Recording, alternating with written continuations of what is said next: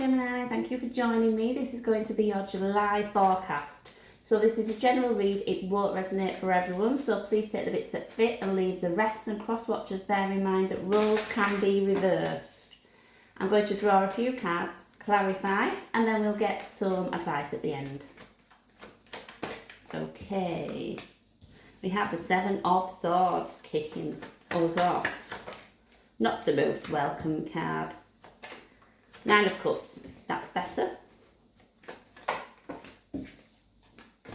Okay. Queen of Air is the overall energy for the reading. Okay.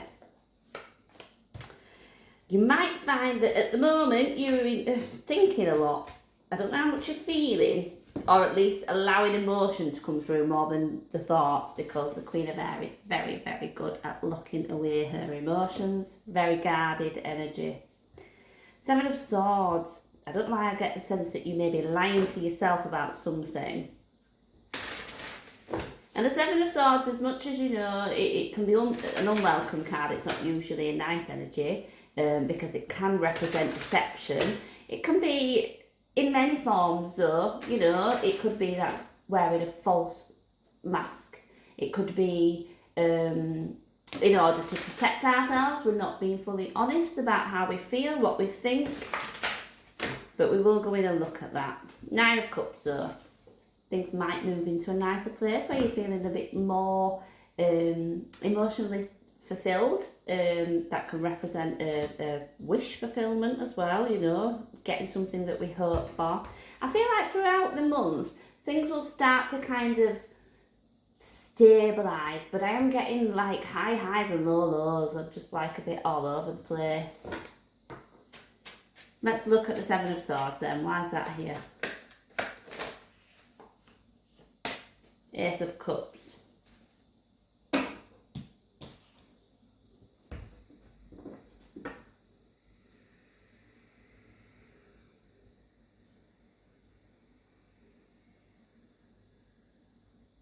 That's a bit confusing. For some, it might be that somebody's coming in with this offer of new love. It doesn't sit right. Something maybe doesn't ring true. Or, for some of you, this is about not being honest about how you truly feel. Because with the Ace of Cups, you would be pouring with emotion, and funnily enough, I've already said that maybe you're not allowing that to happen. I mean, there'll be a reason for that. So it could be due to protecting yourself. But why is the Nine of Cups here? Oh. There's a bit there. We're defending ourselves. We're protecting our energy at the minute. That's there, like, you know, I'm just trying to keep grounded, trying to keep centered. But it's like I put a lid on this box, which is not think about a pressure cooker, a bit more like that actually. It's bubbling away, something's ready to be released, but we're like, no, the lid is staying on. The timer's not up yet, we're not letting that release. The thing that really kind of worries me about that is eventually it's going to go. And I think in order for you to have some control about how that happens, maybe you need to recognise it and look at it a little bit earlier. But Three of Wands then. Why is that here? The Tower. I feel like, no, let something just go by. I'm going to let that go by because I don't want to deal with fallout. Or...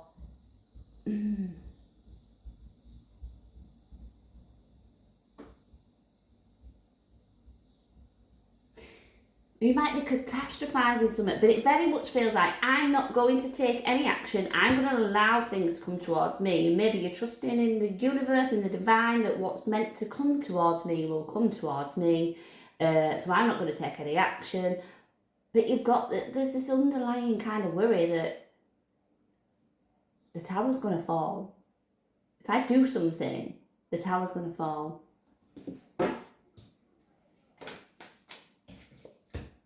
Queen of Pentacles then, we have the Ace of Swords.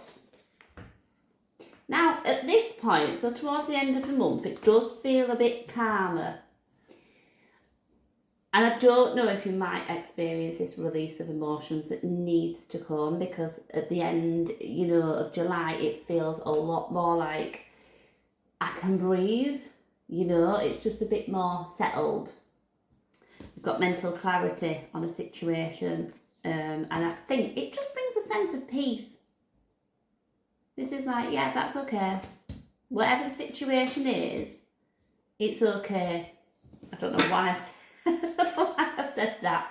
Maybe it's an acceptance. It's just making peace with something.